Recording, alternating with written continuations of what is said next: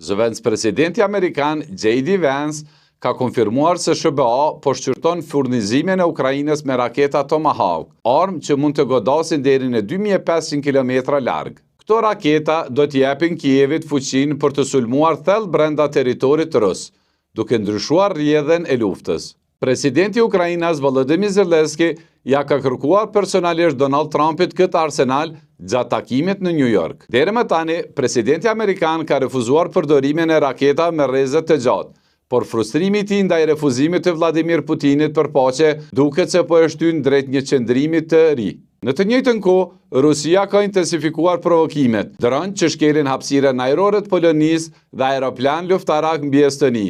Tensionet me NATO-n janë më të larta se kurrë. Sipas Ukrainës, Rusia ka humbur mbi 1.1 milion trupa që nga fillimi i pushtimit, por pavarësisht humbjeve, Moska nuk heq dorë. Ndërkohë, Trump deklaron hapur: "Nuk më pëlqen ajo që po bën Rusia. Putin po vret njerëz pa asnjë arsye. Një vendim i vetëm tani mund të përcaktojë të ardhmen e kësaj lufte. A do të marrë Ukraina raketa Tomahawk?"